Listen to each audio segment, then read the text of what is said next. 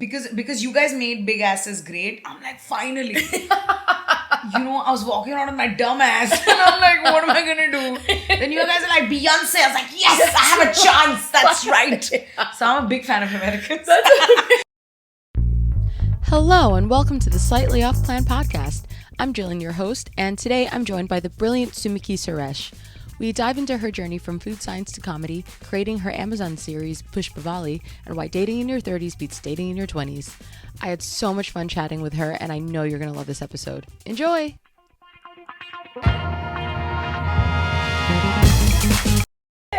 First of all, we met like literally 5 minutes ago. I love this for us because I was watching you on stage and I was like, she's so fun. And then you said it. You were like, I'm the fun Indian girl. And I was like, she is a fun Indian girl. That's been my pitch throughout the Fringe, when I was like, if you don't understand what I'm saying, which is highly possible because I speak really fast. If you don't, just realize fun Indian girl. Oh my God. So at any point you're like, who's that girl who are looking for fun Indian girl comedy India? And I'll turn up. I know I'll turn up. So this is great. Also from stage, I knew that we have a vibe. I knew it. I was sitting front row. The first thing you said, when I was like, how many of you guys smoke? And she's like, what? I said, I'm coming. You're on the right path. So I was on it. We made eye contact. I'm like, this is a friendship. This is what it is. Yeah. And that is a very 30s girl female friendship thing. Yeah, right? Yeah, we recognize, we're like, this is on. What drugs do you do? What vices do you have? It's like, are you ready to overshare? Got it.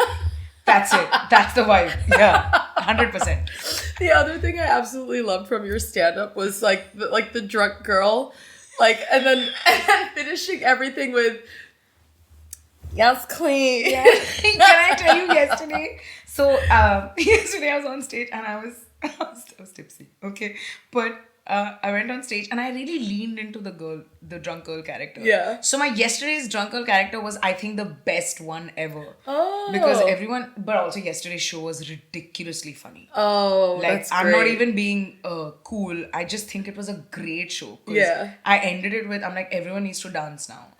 That's and everyone's amazing. like, what? I said, get up, everyone. I'm going to put a track. I will show you the steps. Everyone needs to dance. Oh, and everyone danced. That's and I was so happy. That's amazing. I ended on such a high. Oh. So everyone was also like so buzzed after the show. They were like, whoa, yeah. Yeah. Whoa, well, let's do it. So So everyone was really pumped after my show. Yeah, But I'm gonna be the fangirl today. I'm gonna hang around. Yeah, I'm gonna be a groupie today. I'm like, do you guys need water? I was the groupie. Okay. That's how it started. This started with What? me as the groupie. Okay. I was just like, she's really funny. And then Aaron's like, I know her. You know what? Shout out to Aaron. Yeah, shout Thank out to you Aaron. for connecting us. I cannot believe, first of all, Aaron was in Fringe and he was performing and he reached out, all came together. Oh. It all aligned itself. How do you guys know each other? I know him from Bangalore because we were part of the same workshop, if I'm not mistaken. I used to do improv. I started with improv.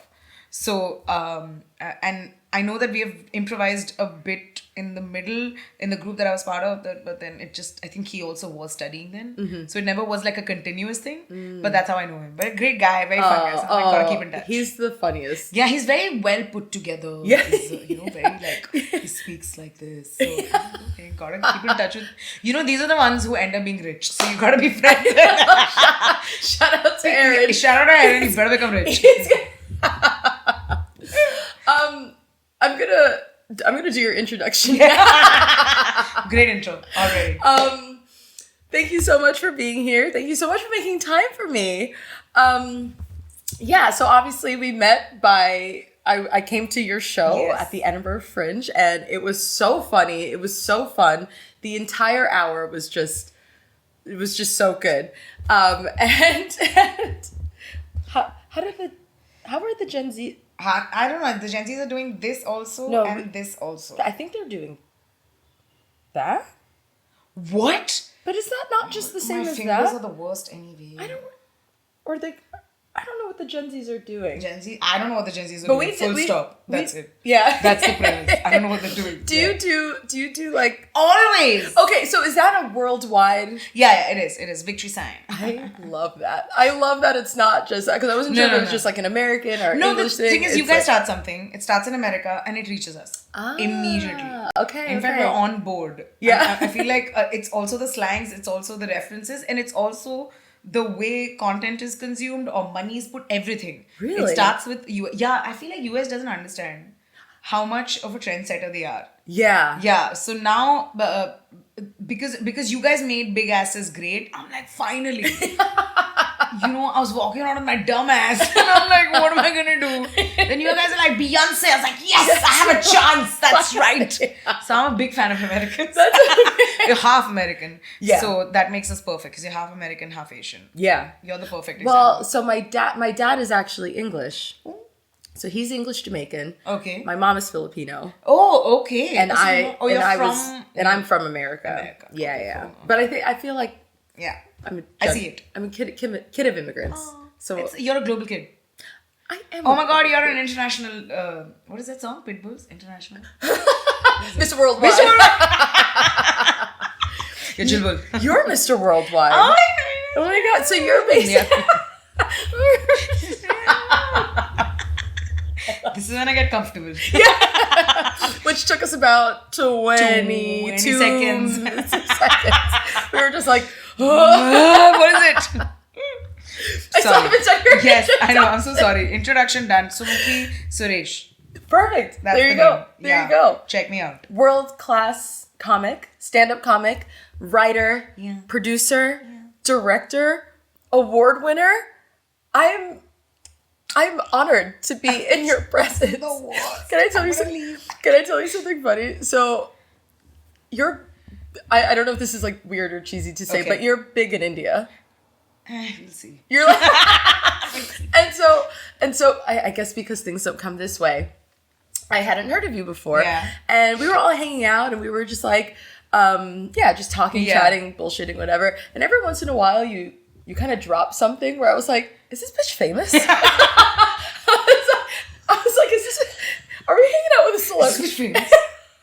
Tell me the top 3 ones where you're like 1 minute. What was it? The app.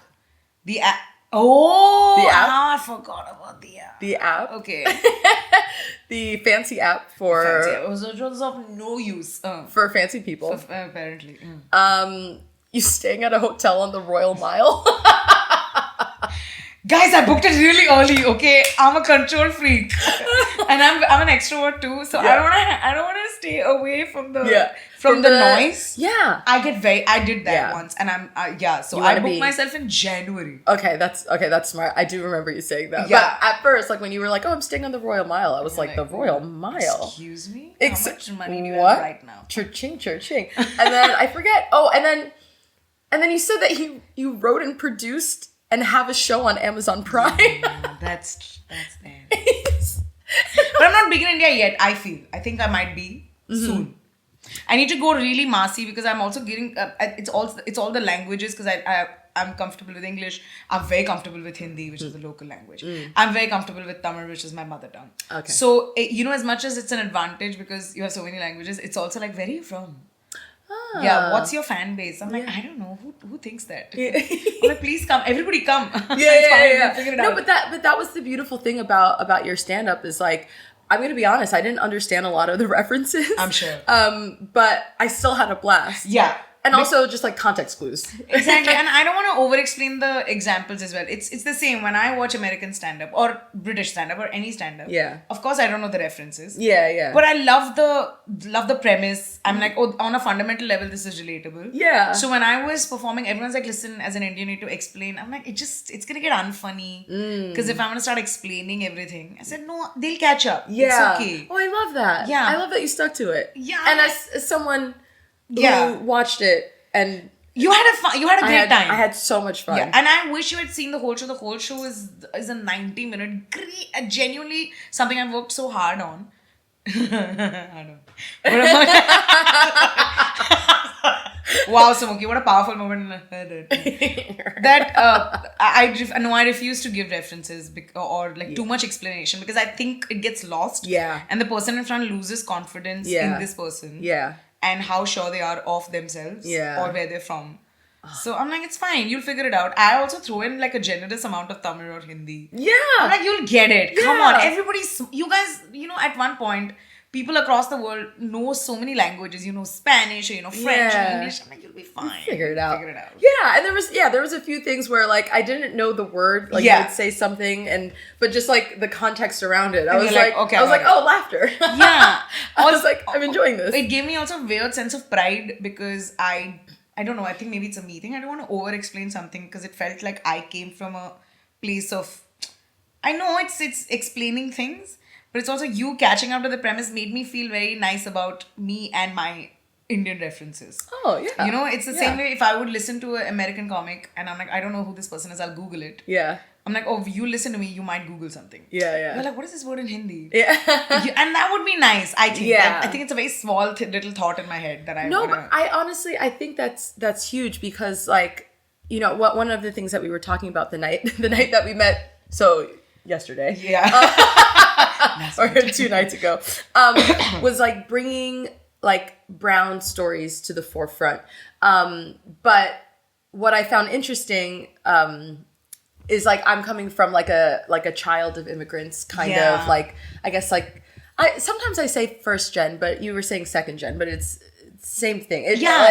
So like I'm the kid of immigrants, and then I guess you are the immigrant. I am immigrant. Yes, that's right. I'm the zero. I'm patient zero. Yeah, you're patient zero. Yeah. Gen, like first gen, and you know, like I like the idea, and a lot of what I want to do is put my story out there. Is like, you know, having parents from 2 different places.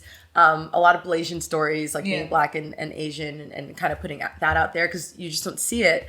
And then when you were talking about it, you were like, there's not a lot of stories from like my point of view, which is the patient zero point of view. And I thought that was so interesting. Yeah. Because honestly, I don't, as an American who's now been living in London for like 5 years, I really don't consume that much non-American stuff. Which happens. And but that's the beauty of what you're trying to do. It's like, this is who I am. Fucking hop on. Yeah. Hop on. Oh my god, I don't hop on. No, Sumukhi, don't go down that path. It's also American content is sort of a trendsetter, as we were speaking. That even I'm sure I have consumed more American content than Indian content. Actually, that's not true. I love Indian content. But I know that a lot of references, like even in India, if I'm pitching a show or if I'm pitching something, to say an American show or an American movie meets something Indian is always cool. Yeah. They're like, oh, you have that sensibility and this sensibility, that's great. Yeah. It's a boon and a bane because sometimes I'm like, just get on with it. Yeah. So I'm like, why do I have to need an American reference? Yeah. But I'm like, and inside I said it's fine, you know, because that's where the money's sort of trickling in. Okay. You know, it's this beginning of all the small little tributaries that come to us. Yeah. So I'm like, that's fine. Then if that means that I need to put American references, so be it. And the technology and the general framework of storytelling is good. I'm not saying storytelling creatively is great from America, but the systems have been very clearly put together and everyone loves that. Everyone loves the system. Yeah. I'm not free-flowing at all. We're all working within a system. Yeah. You know, yesterday I think I was talking to a friend and both of us agreed upon, we were talking about dating and both of us agreed upon the fact that we're free-flowing. She said, what is your do's? I asked, what are the do's and don'ts for, you know, whatever your dates are. And the first thing she asked me, what about yours? And I said, I'm not okay with being free-flowing. I'm not saying I'm not free-flowing. I'm just saying, can you tell me what the plan is? I just need the plan. Yeah. Okay. Can you tell me that after 7 o'clock, Sumukhi, we might do anything? I'm cool with it. Then I've prepared my mind that got it. After 7, it's free flowing. Yeah. But then if it's just that, the whole day is free flowing, I'm like, so should I take a shower or not? Do I need to wash my hair? Because my crown gets oily. It's a lot of things. Okay, I'm like, is it a floral perfume kind of day, or is it like a leather kind of? It's just so many things. No, but that's like girly vibes. Yeah, like, across the board. Again, lipstick. I was very clear today. It's gonna be brown lipstick, but I came and I'm like, damn it, it's a pink lipstick, and I'm like, see, this is what happens when you don't plan. Okay, this is what happens when someone says go with the flow. I'm like, don't go with the flow. But if you tell me 7 onwards, we're going to go with the flow. Look, I'm the most flowy person ever. You know, I love that. I'm so glad, because I'm the same way. Because like when I plan trips, like when I plan like vacations or whatever, I will plan in the free flow time. Thank you. Like, so, but I will be like, this has to happen at this time, happen at this time, from 2 to 4. I can be unplanned. I'm just, but you know, I'll be like, everyone's like, oh, you don't have space for impulse. I'm like, that's not true. I can impulsive. I'm just saying, is it a day of impulse? Then I'll accordingly figure it out. You know, then I will be impulsive. Yeah, like in that time does period. it involve me being impulsive with some boy I start talking to? Then I need to make sure my eyebrows are nice. And I'm a hairy Asian girl, okay? I have chin hair, so I need to pull shit out. I just started growing chin hair. What? I just started. I genuinely hate you. Oh, I'm so sorry. Okay, because I'm the most. If there's a poster girl for hormonal imbalance, it has to be me. I got chin hair when I was 16, I think. I didn't even get my period, I got chin hair. So that's how it is. And I'm like, half the time I'm like, I have to keep it clean, scrub it and all that. Then I was like, oh, what do you want to do now? I'm like, just wait, let me put deodorant. I have to maintain. Thank you so much. There's so much maintenance that needs to be Yeah, done. and then they say, oh, we like you just the way you are. I'm like, you know how much work goes into this? You think I woke up like this? No, I didn't. I swear. I genuinely didn't. I have a 7-hour skincare routine. You think I just look like this? Just, yeah. This is it on.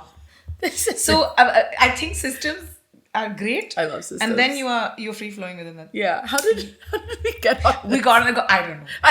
I think we said US has great systems. Speaking of systems, this is my system. You see how we free flow within the system. Yeah, see, I'm free flowing. This is a free flowing conversation.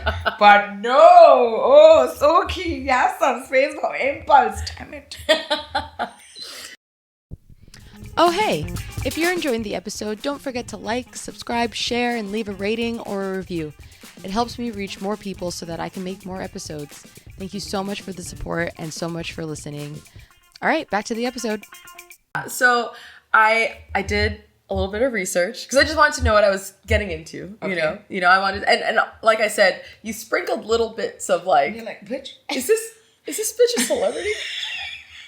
And actually, so I went out with my friend Josh Bethania. I don't know if you've heard him or seen his stand up or anything. Josh Bethania. I think I'm saying. I don't know if I'm saying that correctly. Okay. He's also from Bangalore. Oh, it's from what? Yeah. Whoa, what? Yeah. He's like up and coming, I think. Okay. Yeah. So. Okay. Oh yeah, I know him. Oh. Yes, he's based out of London. Yes, I know him. I do. Yeah. But yeah, so we went to Batsu last night. Yeah. Oh, okay. Yeah, we went to Batsu. Freaking loved Batsu. If you are in London, Edinburgh, Chicago, or New York, watch Batsu. This is not a paid endorsement. But, you know, maybe I'll try and get money afterwards. Anyway, so we went and I told him that you might come. And he was like, oh my God, I'm like such a big fan of hers. And that was, again, clue number 4. I was like, is this bitch famous?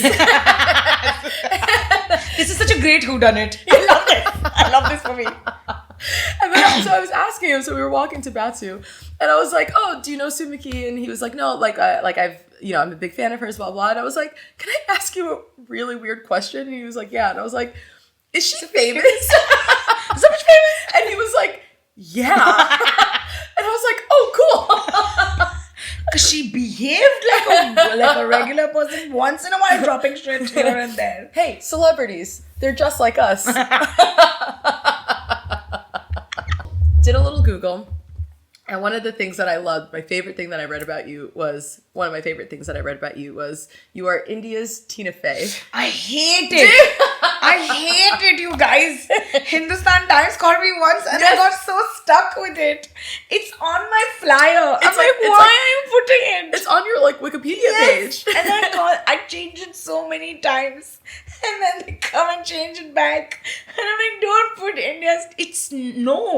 See, it's Tina Fey. Yeah. Okay, she wrote Mean Girls. Yeah. I have not written Mean Girls yet. Okay. If and when I write a Mean Girls, then people saying, oh, she's India's Tina Fey. I'm like, I get it. It's too much pressure. Can I be India's Sumukhi? Okay, yeah. That is just easier. Yes, India Sumukhi. Yeah, yes. so that the standard increases as my standard increases. Yeah. Because the standard is too high and it's sticking. Is that... I've been called so... And I also in the middle tried to change my narrative to, can I be India's Julia Louis-Dreyfus? That's because I love her. Yeah, that's a good okay, one. but then my friends are like, no, but she's not a writer. She's only an actor. I'm like, but if she wanted it, Julia could do whatever she wanted, She wanted to. So yeah, no, the narrative just never changed, and I you know what? I'm gonna use this platform to put it out there, saying I would like to stop being called India's Tina Fey. Okay. Because I'm very scared Tina Fey is gonna be upset, and I love her. Oh, and I'm sure some idiot, when I'm gonna be introduced to her, they're like, she's India's Tina Fey, and she's gonna think I'm so lame. She's gonna be like, you are not at all self-aware. What is this? I can't imagine a world in which Tina Fey would not be very celebratory towards you. See, if Tina Fey has watched my show and then heard India's Tina Fey, then she knows that, okay, she thinks it's dumb too. But without any context, Tina Fey would be like, what are you doing? Yeah. Don't do it. Okay, right, be better. Yeah. she'll think I'm... Do better. Yeah, she'll think I'm mainstream. Which I am, but Oh my gosh, yeah. Say again. India's Tina Fey, yeah. That's what you're saying. Yeah, India's Tina Fey. No, I love that. But yeah, so tell me about your career, because as I was like kind of reading through everything, I was like, oh, you're doing a lot of what I want to do, which is really exciting. So I started, I'll give you a brief. Yeah, I'd like to know, I was a high school math teacher, and then I had my early 30s crisis. Perfect. Where I was just like, I'm quitting my job and moving to London. Then I moved to London, learned software engineering. So I did that for a few years. And then I quit that job and to do this and write a book and just work on projects full time. But I am not yet making money off of it. but I'm hoping to do that at some point. I love this. I also love the fact that, first of all, you're a high school math teacher. Mm-hmm. I'm just letting you know, I'm very scared of maths. And literally 2 days ago, I was like, maybe I should start learning math now. I might not hate it that much. And then I met you, and I know about this now. So you know what we're going to do after this. Do you want to do calculus after this? Okay. People do karaoke, not us. We do karaoke. So that's one. Secondly, to have quit at 30 and then started to learn a new skill, that's amazing. Yeah, it was that a crazy is brilliant. one. And also, I think it's also my Indianness that I get very impressed with people who are studying something which is tech related or engineering related or like science related. Yeah, we love our science people. Yeah, we're very like science. Yeah, okay, so I think it's across the board for Asian cultures. Yeah, I think so too. Yeah, because it's very much like, so you can do math. You're a computer. You're the full package. Yeah, but thank you. Yeah. Come to India, we will celebrate you. Yeah.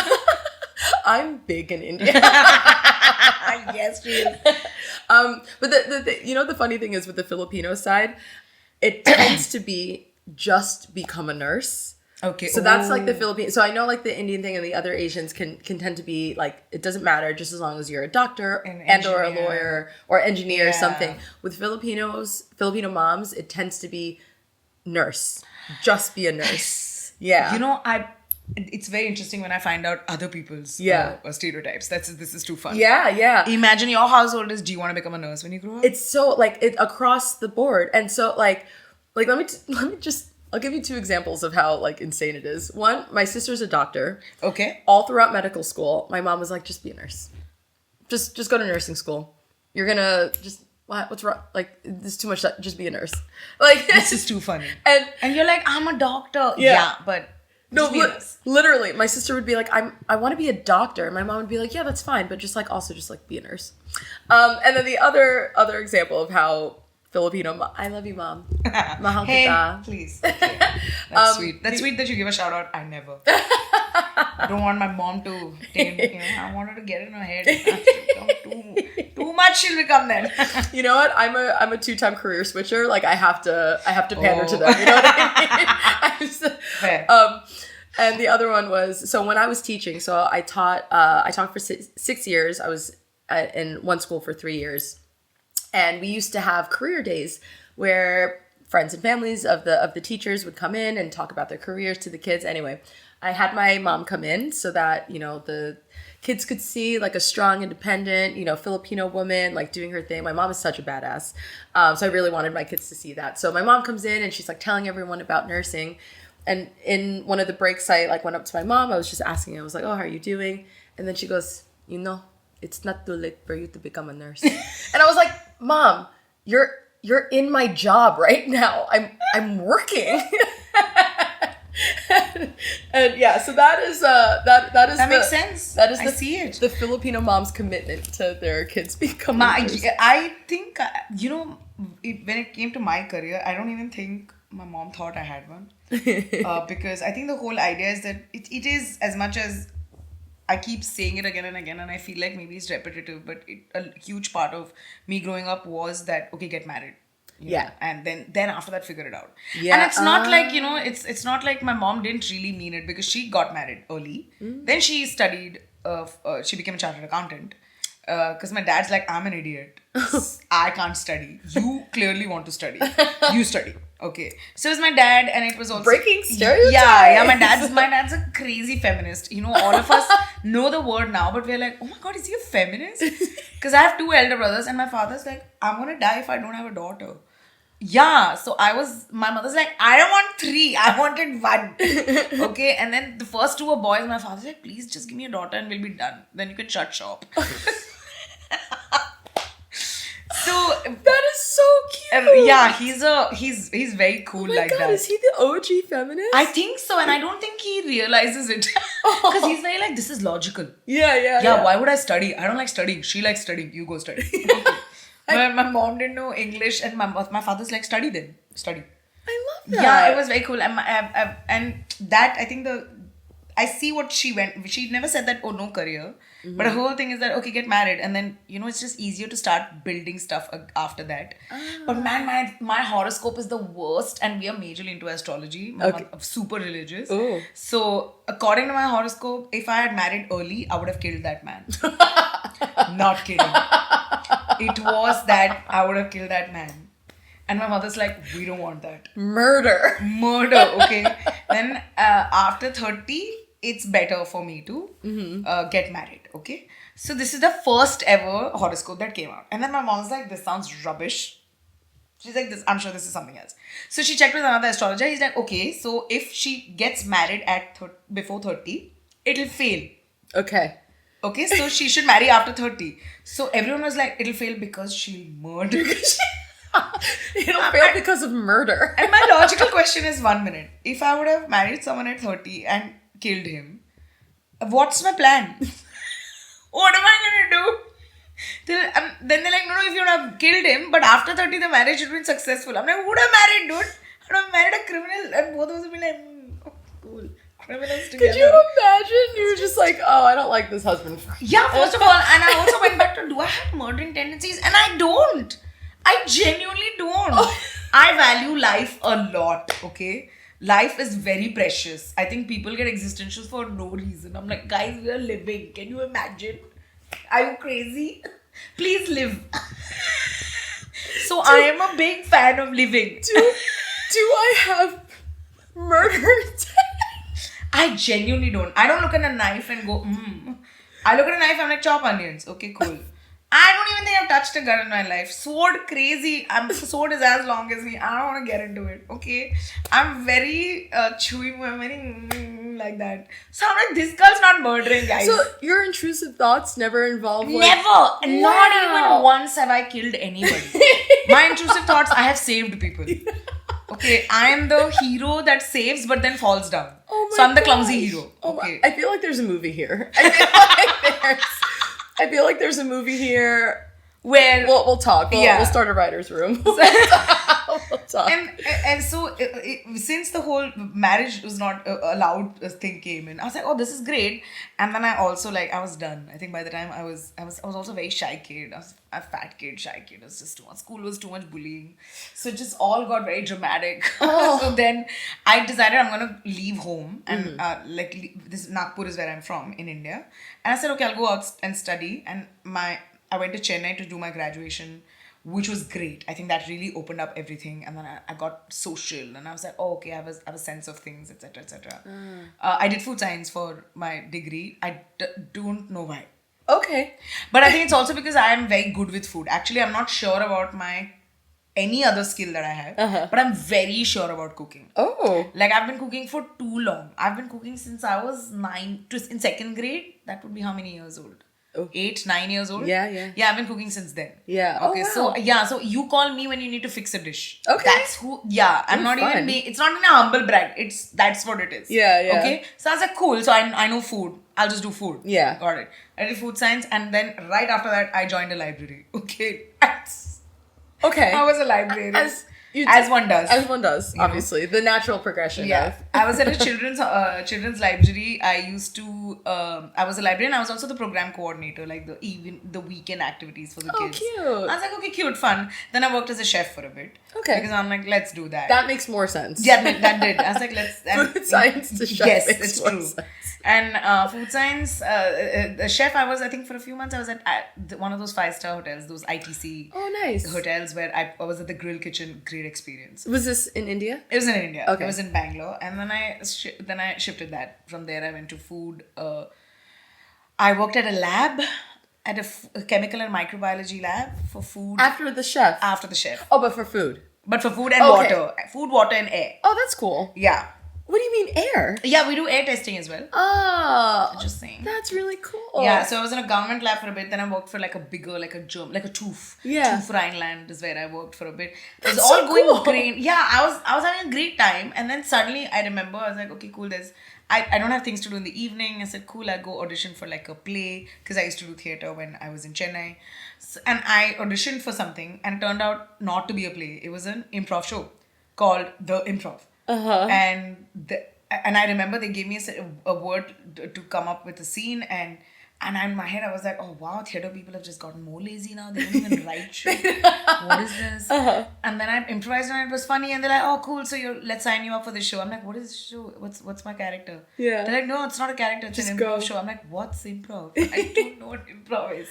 And that's how it all started. Then I started doing improv. Then I doing stand-up sketch, quit my job, moved to Mumbai, and boom. Wow, that's so cool. Yeah, so career shifter, I completely understand. Oh my But gosh. yours is, I think, more intense. You shift genres. I was in the food space, and then I was in library, food, and then entertainment. Well, library is kind of random. Yes, Library's yeah, it seems... Yeah. Yeah. Because with math to software engineering... Makes sense. It does, yeah. So You're it right, was you're right. like... It was different. It was like education and tech, but Correct. it was still... But I was a math teacher, so... It makes complete, like, intellectual sense that you would go from this to this. Yeah. Completely understand. But then, yeah, the entertainment thing...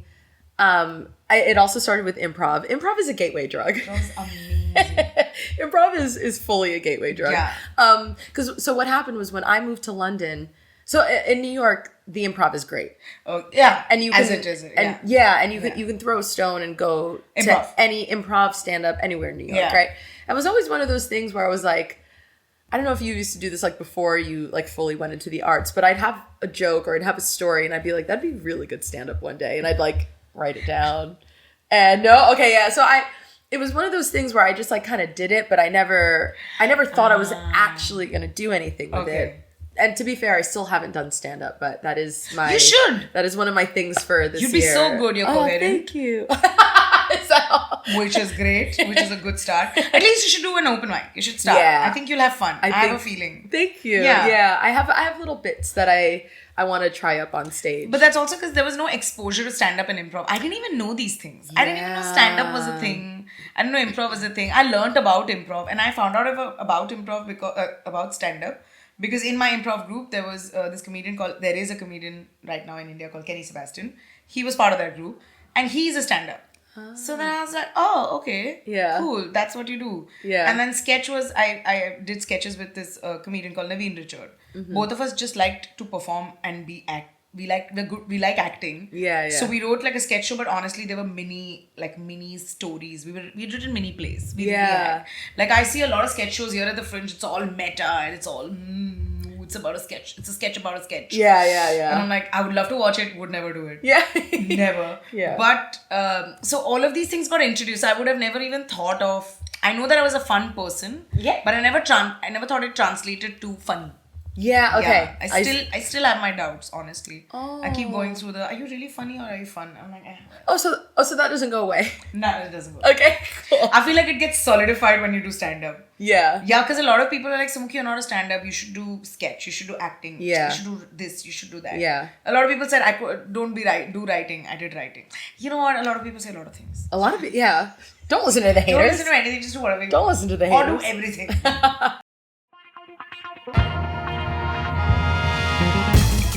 So you did improv, and then it led to stand up, and then it led to sketch. And the other thing that I really liked about, like, when I was doing my little research, was that you've dipped your toes into a lot of things. Yes, yeah. And do you feel like you still want to branch out, or do you feel like you've like honed in on an avenue that you want to go down? No, I think it's always going to be all of it because I see it with a lot of American comics is that they have done everything. Yeah. And the scene has been for a longer time. You see a lot of people with their TV shows have written, have acted, have done this, have done that, have sketches, have direction.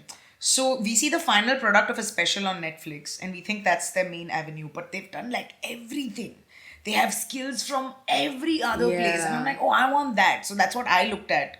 More than wanting that stand-up special. Like, I think I remember I watched Michelle Wolf or was it? No, actually I watched Dave Chappelle. And everyone's like, oh, because Dave Chappelle is the god of comedy. And I'm like, oh, great. And everyone's like, don't you want a special like Dave Chappelle? I'm like, no, I just want to know what did he do before this? And I was like, oh, he's done a bunch of things. Or like a Robin Williams. Again, so much. There's just so much that they've done. Yeah. And if I'm going to restrict myself in the beginning itself, saying I'm only going to do stand-up, that doesn't make any sense. So, and I genuinely wrote a show because I wanted to act. No one was giving me a lead role. I'm like, fuck it, I'll write my own show.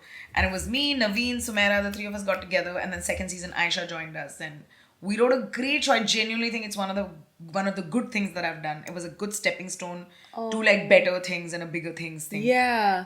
Which got me into writing. And I now run a company of my own called Motormouth, which is all about writing. It's multiple writers' room, which is developing stories. And I think I've struck my genre, which is I want to do funny, flawed female. Okay. Or flawed female fabulous, whichever. Yeah. But that's what I like. Yeah. And the flaw, flaw is actually a very negative connotation, but I like to write women who are not supposed, the duty bound women. I don't majorly write those very well. Yeah. I write women who are duty bound, but they don't want to do it. Yeah. They're doing it, but they're mostly like, why am I doing this? Which is, I think, is a lot of women. Yeah. Because I don't think women are like, no, today we're going to wake up and do our duty. I'm sure they are. Yeah. But there are a good number who, by the time it's afternoon, they're like, why the fuck did I sign up for this? Yeah. I could have napped. Yeah. I could have not found feminism. What is it? But then by the evening, we see someone triggers us. We're like, feminism is so good. Thank God it's there.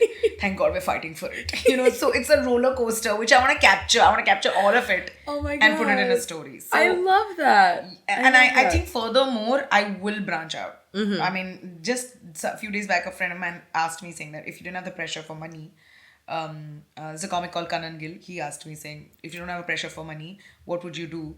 He said, would you do the same thing? And I will do the same thing. Yeah. But I think I would love to be a producer. Yeah. Like I would of course act and this and everything is fine. But I'd love to be like what Reese Witherspoon is. Okay. What Shonda Rhimes is. They create universes and populate it with people. I would love that. Or if I had the money, it's so much fun. Oh my gosh. I love that. Do you have an idea of what you would produce? What would I produce? I mean, I know it's if you come under the box of Flawed Female Fabulous, perfect. That's great. Love that so but it's much. just I prefer watching, and the one thing that I want to do that stories for other genders or for other I'm not very good with, and I'm dipping my toes. I'm hiring people accordingly, and hopefully there also where it's not preachy, but you give them a chance to entertain, or give them a chance to just act as whatever they want, straight people have or cis people have the advantage of that. Mm-hmm. So with my limited knowledge, which is why I'm not dipping in, I'm sure I'm going to make my mistakes, but I know women. Mm-hmm. I know the women I want to write. And I'm like, okay, I'm not writing that. Not that boys are not allowed in my universe. They are. Yeah. But they will be the boys written by women. Yeah. So that'll be cute. Yeah. So everybody's happy, If more men are written by women, I feel like most men will behave like written by women. Yeah. And then my dating pool will increase. It all comes down to dating. It all comes down to it. Oh my God, I love that so much. That's such a good platform. And obviously that kind of like lines up with everything that I'm doing because like I started this podcast because I was just like, oh, I just don't have anything ticked off that I'm supposed to have ticked off, right? And I don't hate it. Like I'm not sitting in the corner crying, being like, oh my God, I'm not married or I don't have kids or whatever. Oh yeah. I'm like, listen, a partner would be great, but I'm having so much fun, and especially like in this new like genre of my life where I'm now a writer and you know you're writing a book. I'm writing a book, which is a way bigger deal than writing a screenplay, I feel. You think so? Yeah, I think it's you need very different chops to write a book than for a screenplay. I think screenplay is slightly, I don't say easier, but I think book writers are truly very smart. Maybe it's also my bias. Wow. I'm a big fan of authors and book writers because there's a dedication. There is also to both mediums. Yeah. But just book is so... I know... I think it's smarter, that's all. Yeah. I would never do it. Well, to be fair, I actually don't know if I'm good yet. So I feel like it's an inclination. I have two elder brothers who are great writers. Yeah. Great book writers. Both of them are such good. But I think the reason I'm the screenplay writer is because I think I'm a good storyteller. Okay. I think that's where it's... And I have a very clear addiction for characters. And how they interact and how they... And I'm not saying that's not part of book writing, but book writing is vaster than that, bigger than that. Yeah. Because I get a chance for it to become a movie and you see the universe. Yeah. But with books, you create the universe and it's in my head. Yeah. Which is a different deal altogether. Well, you know what? Because when I'm fully writing this book in hopes that it'll become a movie. So I, like, every time I write the book, I'm picturing it as a movie. Yeah. And so I don't know what that is doing for my writing process or... I mean, I believe that it would be nice if you write it fully as a book. Or if you see it as a movie, just write the movie. Interesting. Just download final draft and just write it out. Yeah. Maybe it needs to be written as a movie and then it can go back as a book. Interesting. Yeah, if you're seeing scenes, which is also if you're seeing scenes, that's a classic director's trait as well. So if... I see this, I don't know, and this is my understanding of, how much ever writing is. I've seen a lot of directors are very scene-based, where they're like, oh, I know the scene, and therefore they sort of struggle by the end of it with writing the movie out because they're such good scenes. Yeah. But writers are very automatically going, but why? But why this person thought this? And they go through that spiral for like good 1 week, but why? Why? Directors who think of scene-based don't really go for why immediately. Yeah. Unless they're writer directors. Yeah. So you ask yourself, what do you really, are you thinking of scenes? Or are you thinking of as a screenplay? Or are you actually just looking at it as a book? Because that means if you're looking at it as a book and then you're looking at scenes, which means that maybe potentially you could direct this. I think you could write the book, get someone to write the screenplay, you direct it. Yeah. I think directing feels like the perfect crossroad of all of the things that I think you'd be so good at. You're also a high school math teacher. You're already directing. You are so validating. I need you like to just walk around me all the time and tell me. You'd be such a good director. You'd be such a good showrunner because you're also obsessed with control. Thank you. Same. Control issues. Yeah. No, because like I feel like so I'll tell you a little bit about how the idea for the podcast turned into a podcast, but then also for the book and stuff. I feel like I'm good at the idea, and I feel like I basically take the idea and figure out what the best avenue for it is. Yeah. So for example, this whole thing started off as in my head, it started off as an Instagram account where I was just going to interview people. Like, do you know the Instagram page Humans of New York? Yeah. Oh, okay, yeah. Yeah. So you know how it's just like interviews of people from New York and just, so I had this idea as that. Yeah. I was just going to interview 36-year-olds who haven't ticked off all the things and just like put it on an Instagram account and see if it does well. And then of course, capitalistic mindset kicked in And I was like, well, if I wanted to do that, how could I make money off of it? And that eventually turned into a podcast. Yeah. Like, or what I feel like is an avenue towards hopefully making money off of It this. makes so much sense. And also it's so true because I mean, I'm as a 36-year-old, have I checked off? I don't know. I was supposed to be married. I'm not married. I was supposed to have kids. No, that's not going to happen. You know, no. I think it's also perfect is that you're 36 and as you grow older, your podcast is going to change accordingly. You're like, oh, as a 37-year-old, have you checked off everything? So that's really cool. Yeah. But as a 36-year-old, have you checked off everything? No, I've checked off nothing. You know, I also think that I'm genuinely glad because I was almost going to check off everything when I was in my 20s. And 30 when I dumped my ex, everything just shifted. I genuinely think 30s is a way better age. It's so much more relief. There's so much There's less pressure. Yes. And I'm going to now specifically talk about relationships. Yeah, let's do it. Because I think I'm a better fit for dating. I'm not talking for boys. For me, I think I'm better fit now because I don't perform at dates. You know? Yes. It's a nice little conversation. Yeah. And also I've realized actually I don't talk much at a date. I've seen the boys end up talking to me more than I talk to them. And I like it. I don't mind it because I think I also talk for a living. Yeah. That I genuinely enjoy going, oh, what's up? Yeah. And boys once start sharing. Booyah, I love it. It's my favorite genre. Boys love talking. Boys love teaching. Kind of annoying, but boys love sharing. Yes, I'm in. Yeah. So I'm like, oh my God, what is this sadness? Yeah. I've never known boys know sadness. I've just thought that they're just mean and they break my heart and they leave. So I completely 30s has just been right. I think this all the time because sometimes I'm like, oh, I wish I had a partner, blah blah. But a lot of the times I'm like, I just was not mentally ready. In my late 20s, in my early 30s.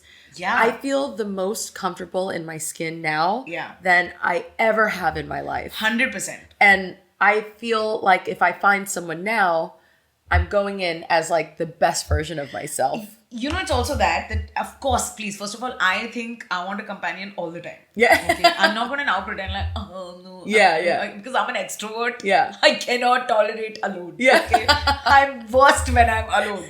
With my thoughts, no. So I love people. I'm a big fan of people. Yeah. So companionship, partnership, just a casual relationship with anyone. And I mean casual relationship in the most less sexy way.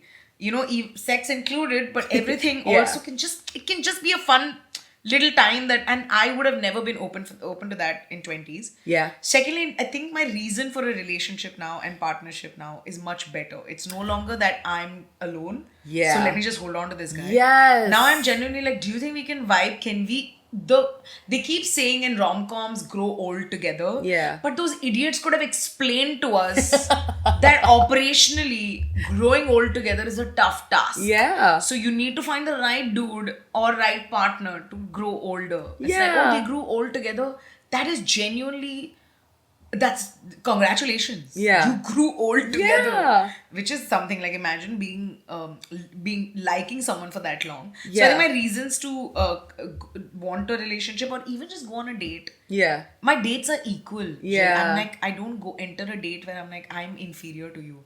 Which is a huge part of me in 20s. Oh my God. yeah. The body issues just are still there. I'm not saying they're not. But I constantly go back and forth. I'm like, oh, this guy's so much more attractive than me.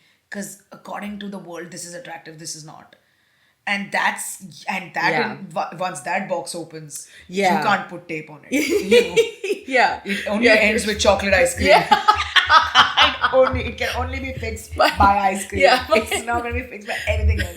Then you eat ice cream, I'm like, why am I eating ice cream? He's way hotter than me. I'm like, oh God. So now it's I see, at least this year, I see a huge change in the way I'm dating. I love that so much. Where I walk in with so much... I'm not saying I'm more powerful. There's equal power. Yeah. So I'm like, oh, you do your thing. I'll do my thing. And we'll see if we connect. Yeah. And that'd be nice. Because oh my God, I know exactly what you mean. Because in my 20s, early 30s, yeah, it was almost like a checklist. It was like, you know, he's tall and he has white teeth. Yeah. And like all these things, and I'd be like, what is my worth? What am I doing? Blah blah. And to be honest, like I struggle with that a little bit now in my unemployment, because I quit my software engineering job.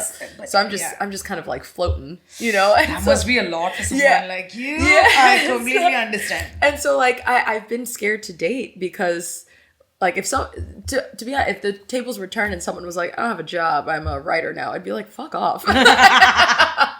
Even though that's what I'm doing. It's just sometimes I do struggle, and I do have to like kind of remind myself like, oh, I'm worth it. Like, yes, queen. Like, you know, it's like, I don't need all these other things. Like, it is hard, because I feel like both of us are very like, we want to accomplish things. Yeah. And it's hard to find value outside of that. That's kind of what I struggle with. I mean, I see it, because I've been told a lot saying that, Sumukhi, if work is taken away from you, you said, what is your self-worth? And I'm like, why? Yeah. I'm working. No, do we understand the privilege that women have to work? Like, there have been women who have fought for me to have this privilege. Yeah. So now if you come and say, what are you outside work? I'm like, babe, I just found work. Okay. Because my ancestors figured it out for me. They fought for me, and they're like, you work. Now if I go to them saying, no, they're asking outside work, they'll slap me. They'll be like, get back to work. We got your rights, and now you're like, me. No. First things first, it's a privilege to work. Oh, yeah. It's a privilege to be working on yourself and working on your skill. It is so exciting. Oh, I love that. It is the most exciting thing that I do. Yeah. Is to genuinely... I genuinely enjoy when I'm writing a story. I'm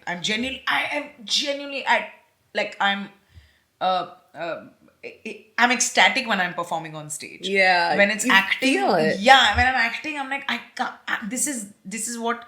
You know, as a kid, I acted this moment where I am an actor in a movie and I play a character and there's cameras around me. Yeah. These are things that I've done in front of the mirror, unknowing that 30 years later, I'm going to be that. How could I possibly be like, outside this, who am I? I'll figure it out. Yeah. What's the hurry? Yeah. I just arrived in my 30s. I just started kissing sweet boys. Yeah. Can I just have fun? No. Everyone's like, what about outside? I'm like, oh Lord. Yeah. Fine. I'll answer it like 3 days later. Yeah. So I also think the pressure, and I make it a gender thing, is because I think women have found a lot of, there are too many things in rush, right? See, when you're expected to be, I'm also coming from an Indian perspective, when you turn 17, 18 and when men are interested in you, you should know how to behave with that. You should just suddenly know how to flirt. Yeah. You should suddenly know how to kiss.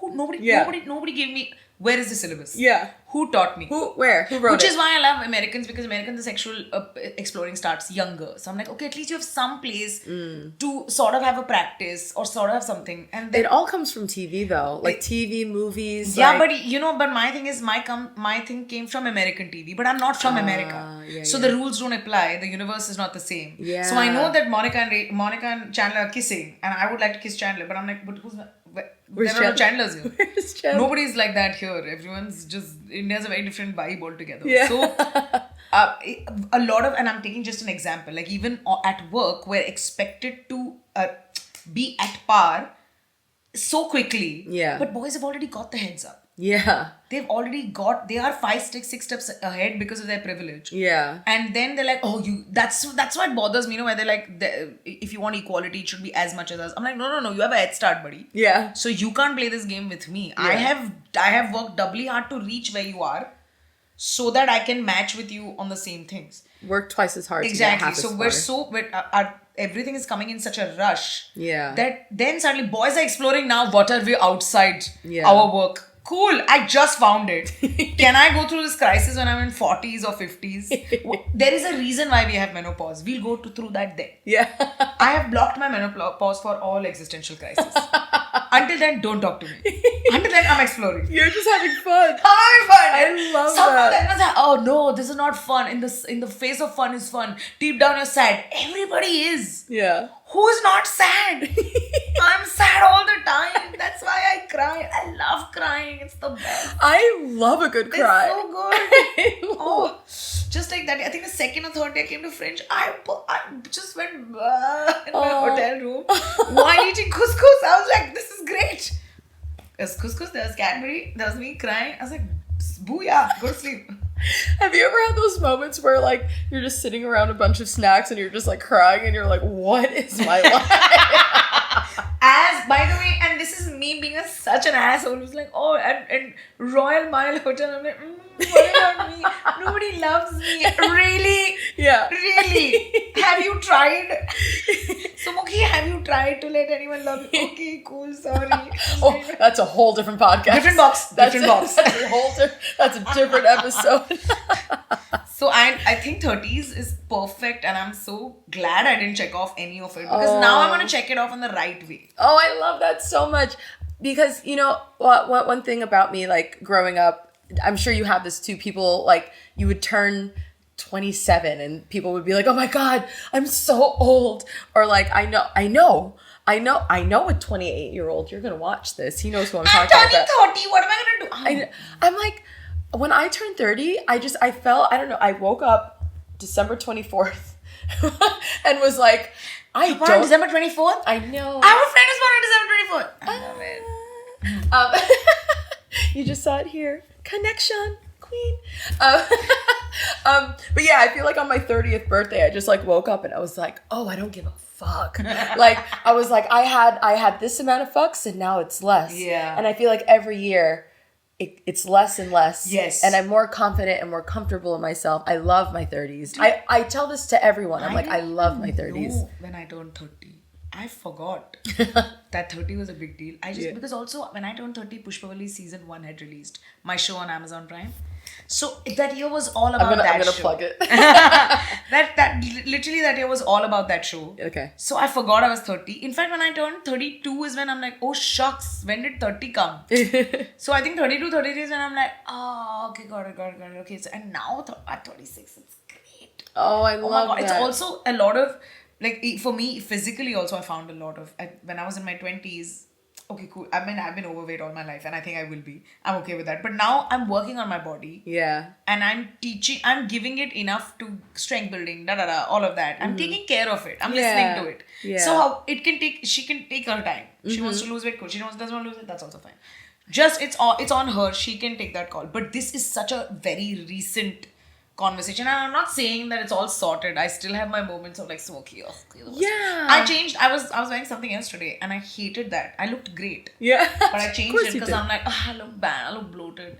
I'm like, and in my head, I'm like, you look every day. You look like this every day.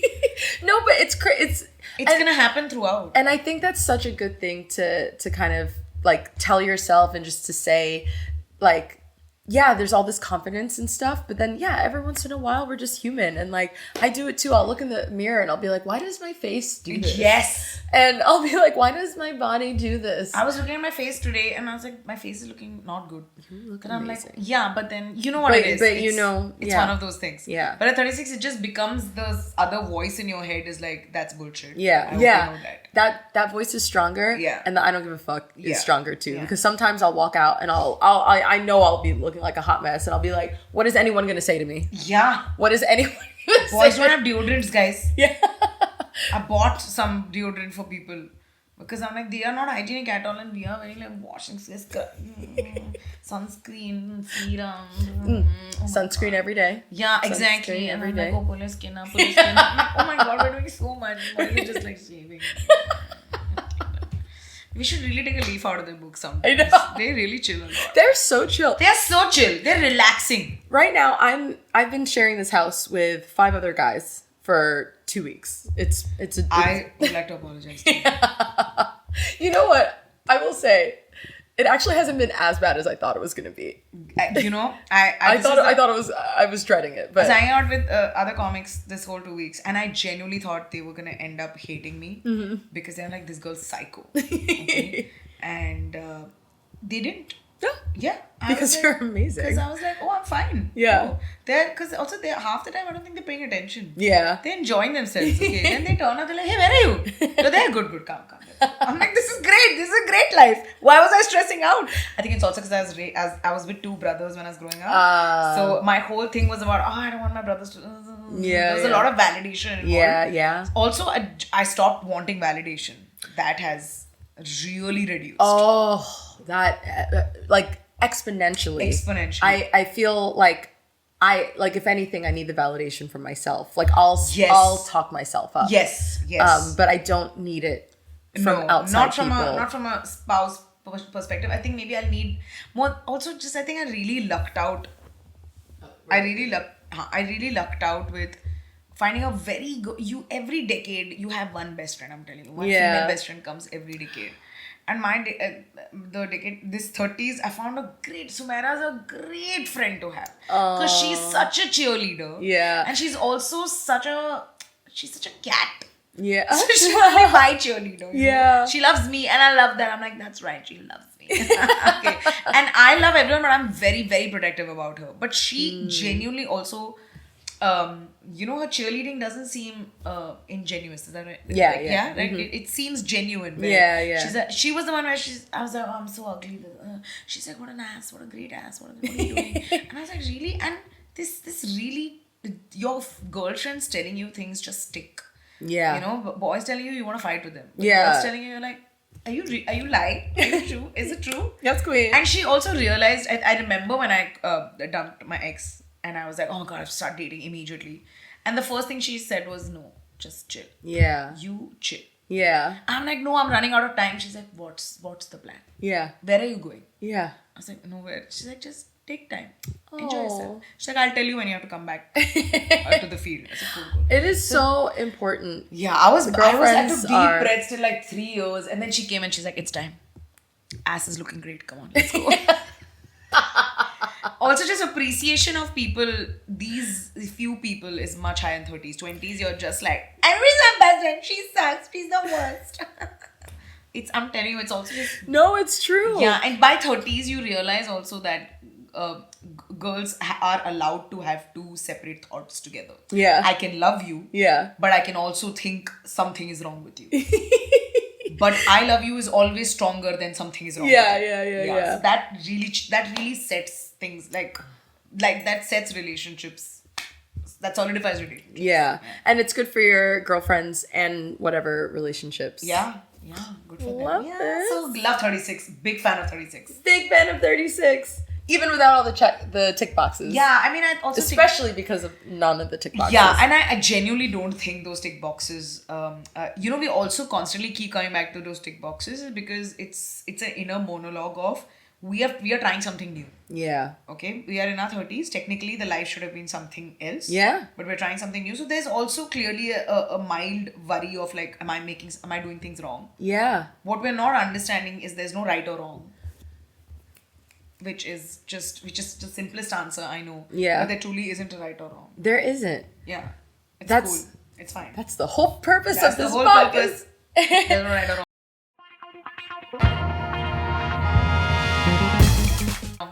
On that note, I like to end the podcast with We're ending? we are. I know it's been Just an started. hour. It's been an hour. I Okay, know. Alice, you have a show. She has a show. I like to end with advice to your younger self.